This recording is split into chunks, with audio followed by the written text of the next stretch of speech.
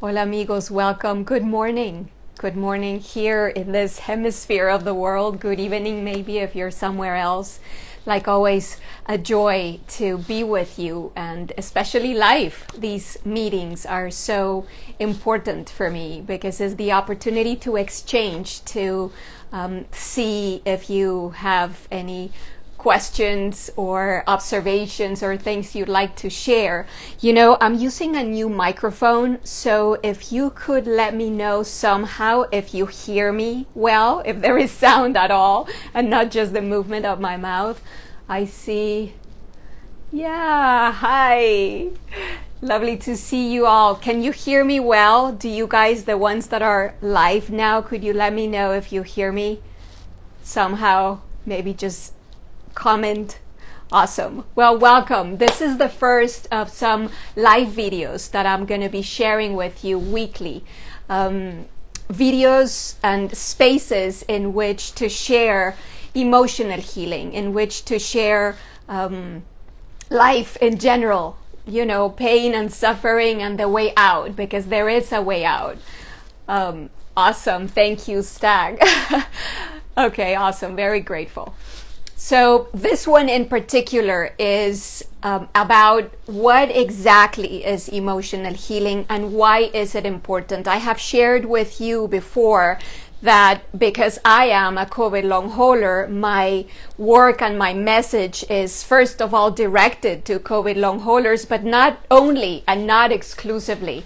I really think us all can benefit from emotional healing. It should be one of those things that we should learn at home or at school growing up, and we don't do, but it's never late. I think this is the moment, and now more than ever. Oh my God, I'm so happy to see you all in Colombia, here in the United States, everywhere. Thank you for joining, and again, welcome.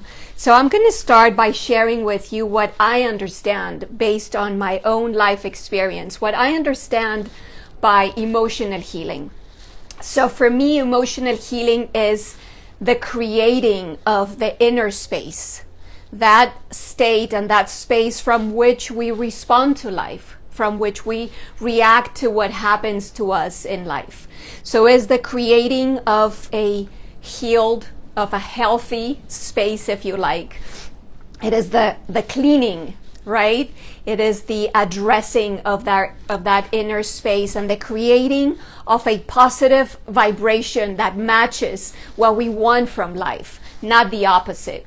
So you might agree with me that many times when we go through difficulties, like many of us are going through in the moment, in the whole world, you know, illnesses and losses and war and unconceivable issues, the predictable reaction is to be angry and upset and frustrated and not like it, right? And wanting to change it. So all that places us in a space of reactivity and complaint and judgment and resistance, right? And with that, what we are really creating is energetic blockages. We are not allowing life to give us what we're asking from it, right? Because how can life, God, the universe, provide us with the healing, with the well-being, with the love and the peace that we are wanting to get if we are so blocked, if we are so resisting to what is happening? There is no way. So emotional healing involves going from toxicity to healthy, from toxic to healthy. It implies going from negative to positive. It implies going from resistance to accepting, and acceptance through comprehension. In another video, we can talk a little bit more about that. And it's not accepting, just accepting out of resignation, which implies a little bit of a defeat, if you like. But it's accepting through comprehension. We can go over that later. And finally, going from this low energetic frequency again to a vibrational match with life.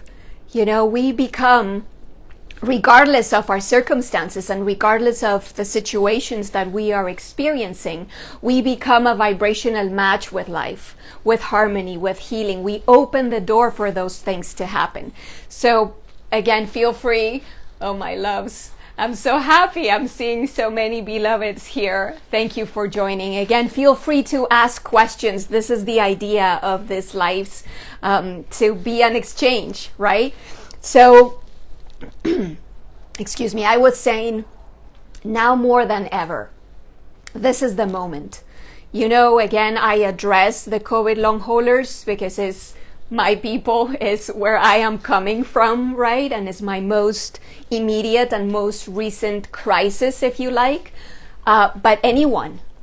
So right now more than ever in the world, again, we are experiencing separation, polarization, war, illness, lockdown still, and anyway, losses, grief.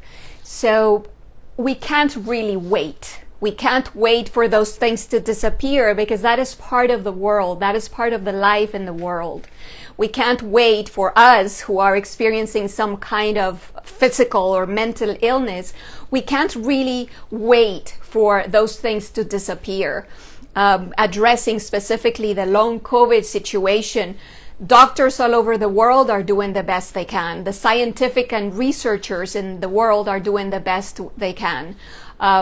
Most probable it's going to take some time, as with all other illnesses traditionally in life, you know, that they take decades of research and trials before they can find real answers, real solutions. So my point here is we cannot wait. We cannot postpone, because then life itself is at risk. And I say this with my heart in my hands, and it makes me kind of sensitive, if you can perceive, because the suicide rate within the long haulers community has raised tremendously, and I was there. So this is a collective responsibility, you know. If we can save lives, why not, right? And I think all efforts are important. So if we ask ourselves, what is the price that we as individuals and as communities pay with no healing, with no emotional healing, with staying in the negativity, in the complaint, in the waiting, as if life owed us something, right?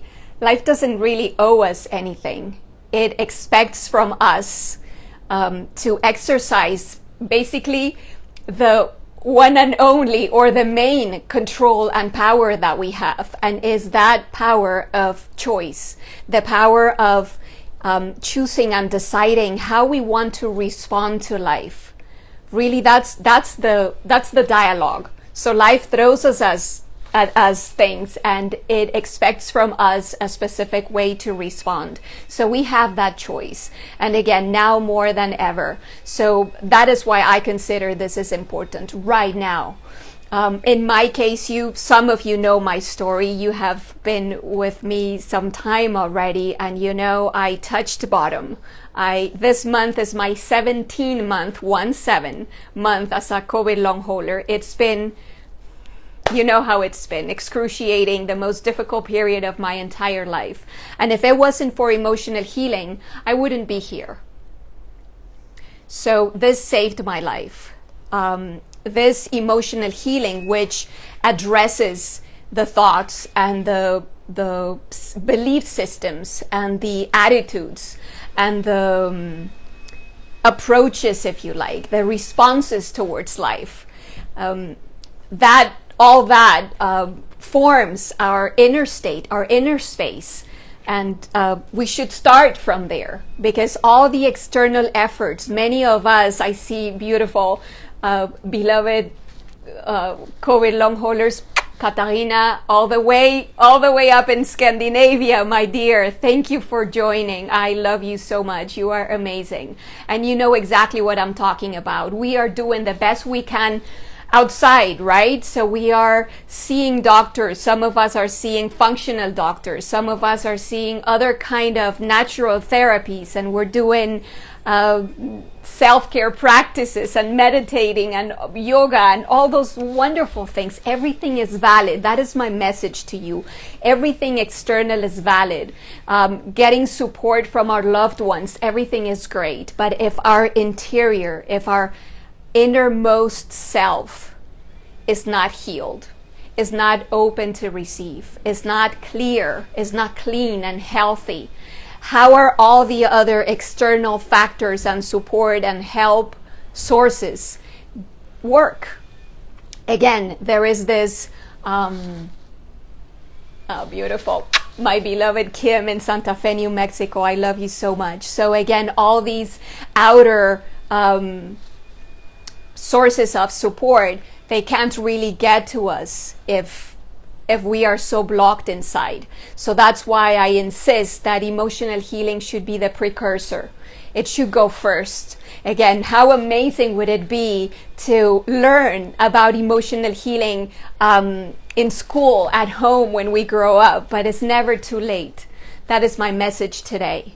We can start now, and we are on time, and we can share it with others, and that is part of the collective responsibility that I was telling you about. Maybe sharing this message, maybe sharing these teachings can save lives. Who knows? But with one life that we are able to touch, with one person that we are able to give hope and believing in life again and loving life again regardless, it will be very worthy. Let me see. Oh, wonderful. Connor in Tennessee, welcome. So happy to see you here. Another COVID long hauler. So again, you know, I'm not taking the importance of pain here. You guys very well know that I know pain. I have been in the depth of it.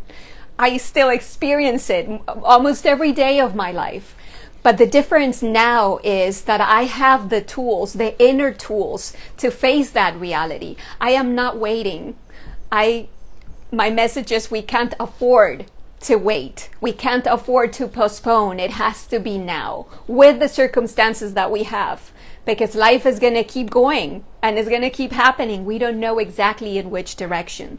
We long COVID sufferers, we don't know when total healing is going to happen, how and if at all. So we were given a second chance to live, like all of us here, right? If we woke up this morning, if we're here sharing this space, is because we have been granted that gift of life. So what are we choosing to do with it? That is our power. Emotional healing is reclaiming our power. So let's do it. Let's live from an empowered state. I welcome all your observations. I welcome all your questions if you have any. Mi amigo, gracias. Gracias to you. And again, this is the first of several live videos that we're going to do weekly, every Thursday at this time. So join me again. Again, I welcome all your feedback and sending you all my love. I don't see questions here, so if nobody has any questions, beautiful. From Cartagena, from Colombia, from Bogota, Daniela, my beloved mother, of course, she's always there. Here in Miami, Fanny, I sent you all my love. Thank you for being here with me. Please help me spread the word. Emotional healing is key. We should start there. It should be a complement to all the other efforts, and let's support each other. Again, this is a collective responsibility. What is happening to others impacts us. So let's be part of the solution. I love you all. I sent you all my love. Gracias. And see you next time. Bye-bye, everybody. Okay. How do I stop this?